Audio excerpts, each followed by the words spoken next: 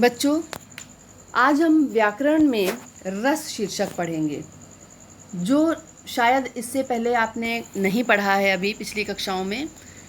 रस रस का नाम लेते ही आपके मन में आ रहा होगा कि जैसे किसी स्वादिष्ट वस्तु, स्वादिष्ट किसी पेय पदार्थ के बारे में चर्चा हो रही है।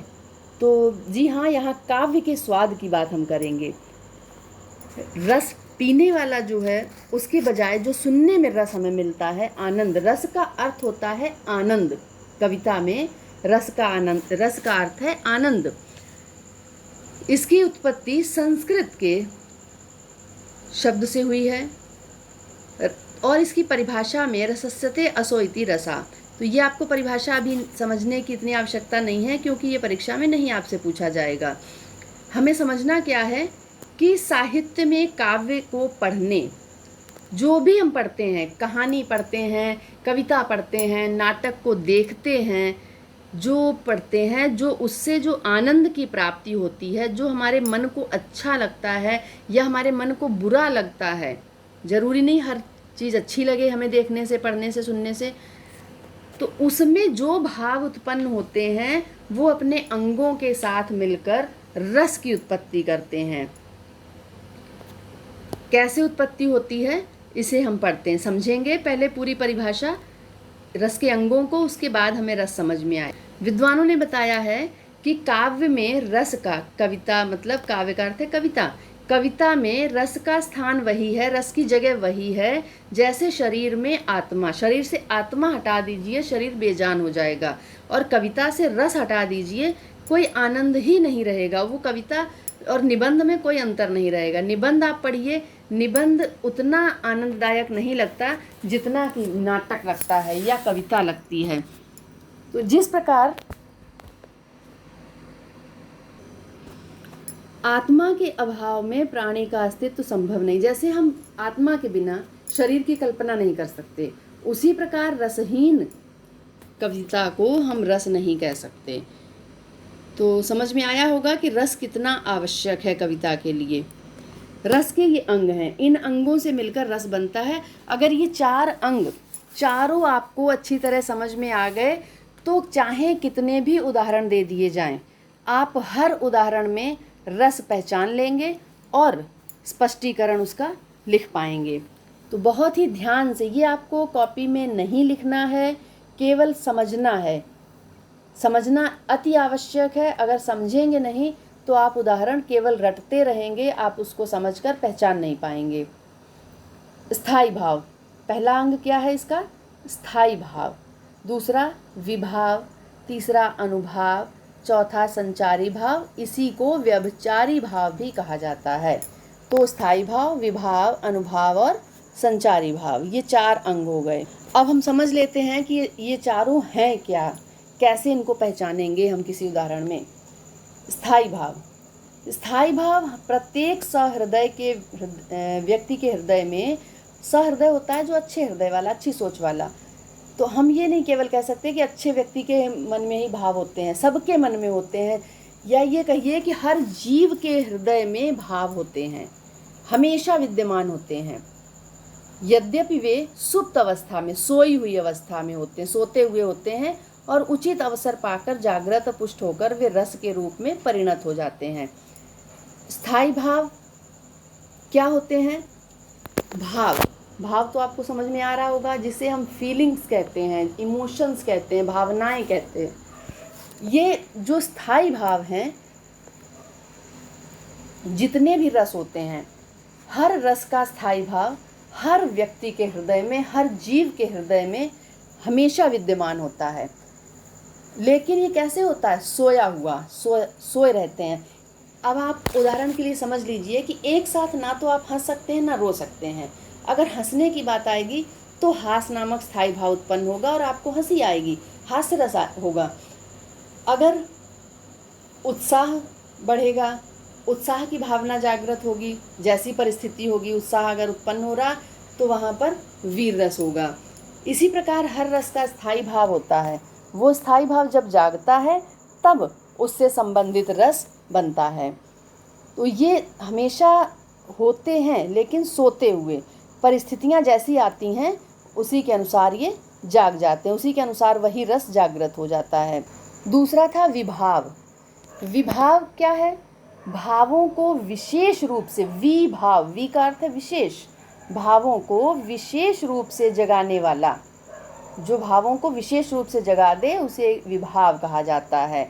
अर्थात जो वे कारण, विषय, वस्तुएं जो सहृदय के हृदय में सोते हुए भावों को जगा देती हैं और उद्दीप्त करती हैं, उन्हें विभाव कहते हैं। मतलब कहने का ये है कि जैसे स्थायी भाव, हंसी का भाव जिसे हम जानेंगे, हास्य रस को देख लेते हैं, एक बार उदाहरण के रूप में समझ लेते हैं कि आपको किसी ने कोई चुटकुला सुनाया तो आपके मन में 9 रस होते हैं।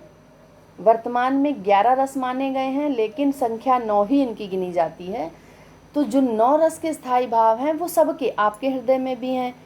अब हास्य रस एक ही, कोई एक जागेगा एक साथ, हंसना, रोना, गाना, क्रोध करना हम एक साथ नहीं कर सकते, किसी एक समय में एक ही भाव हो सकता है। तो हंसी का भाव जागा, क्यों जागा, किस कारण से जागा? तो वो जो कारण होते हैं, वो जो विषय मतलब टॉपिक्स, जो वस्तुएं जिसके कारण हमें हंसी आई, वो चुटकुला या जिसने वो सुनाया, या किसी के ऐसे बातचीत का ढंग, या किसी की शक्ल ऐसी जिसको देखकर हमें हंसी आई, वो सब क्या होंगे? विभाव कहे जाएंगे वो। ठीक है, स्थायी भाव हो गया, विभाव हो गया। विभाव 2 होते हैं, आलंबन और उद्दीपन। आलंबन विभाव वो होते हैं जिसके हृदय में, जैसे आपके हृदय में, आलंबन के भी 2 पार्ट होते हैं, 2 भाग होते हैं, आश्रय और विषय। आलंबन में 2 भाग हैं, आश्रय, विषय। आश्रय क्या होता है? जिसके मन में हंसी उत्पन्न हुई। आपके मन में जैसे हंसी उत्पन्न हुई, किस कारण से हुई? चुटकुला सुनने से। तो आप क्या हैं? आप आश्रय हैं। आलंबन का जो एक भाग आश्रय, दूसरा विषय, वो चुटकुला हो गया विषय। ठीक है, जिसके सहारे भाव उत्पन्न होते हैं। मतलब जो आलंबन का अर्थ है जो आधार, जिस स्थान पर वो टिका है भाव, तो वो कहाँ टिका है? आपके हृदय में, इसलिए आप हैं आलंबन। आलंबन में आश्रय। दूसरा होता है विषय। बता दिया आपको कि जिस वस्तु के प्रति, जिसके कारण से मतलब भाव उत्पन्न हुआ। जैसे एक उदाहरण देख लीजिए, अपने भाइयों और साथी राजाओं के एक एक मारे जाने पर दुर्योधन विलाप करने लगा। महाभारत का दृश्य है कि दुर्योधन के भाई और जो साथ दे रहे थे राजा, वो सब मारे गए। भाइयों और राजाओं का एक एक कर मारे जाना क्या है? ये विषय है।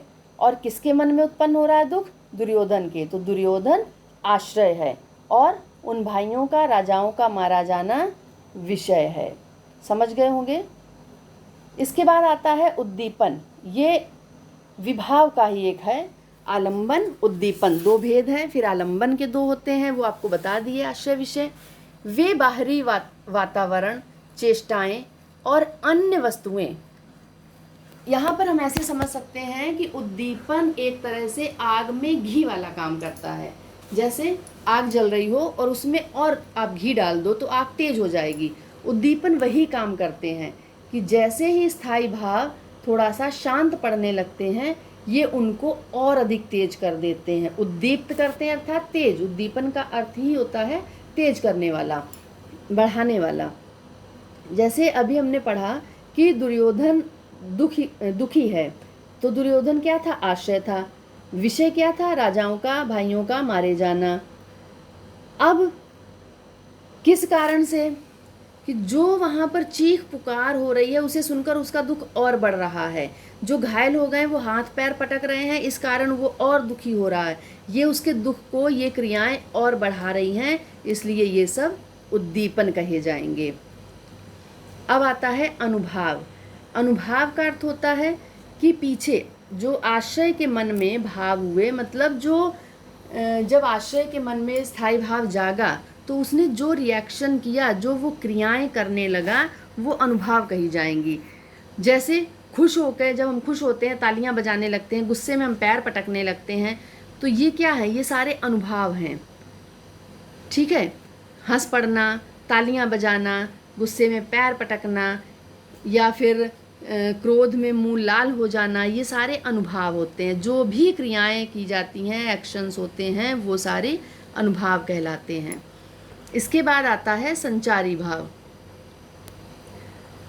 जो भाव ये क्या होते हैं, ये आते जाते रहते, पानी के बुलबुलों की तरह। जैसे चुटकुला सुनने से मन खुश हुआ, फिर तुरंत ही किसी ने डांट दिया तो खुशी क्या हो, शांत हो गई, तुरंत दूसरा आ गया भाव। तो ये तुरंत बदलते रहते, इनकी संख्या 33 है। ये एक के बाद दूसरा एक साथ 2-3 भी आ जाते हैं। ठीक है, जैसे दुर्योधन वाले उदाहरण में शोक, मोह, भाई के प्रति मोह भी है, उन्हें शोक भी कर रहे हैं, व्याकुलता भी हो रही है। तो ये सारे संचारी भाव हैं, एक साथ 2-3 भी आ जाते हैं। तो यहाँ से रस आपको मैंने समझाया, ये आपको लिखना नहीं है, केवल समझना है। अगर ये इतनी चीज़ें, चारों अंग समझाए, ये समझ में आ जाएंगे तो आप निश्चित ही रस को समझ सकेंगे। अब हम आगे पढ़ेंगे। हमारे पाठ्यक्रम में श्रृंगार रस और वीर रस दिया गया है, तो हम इन दोनों की परिभाषाएं और उदाहरण पढ़ेंगे।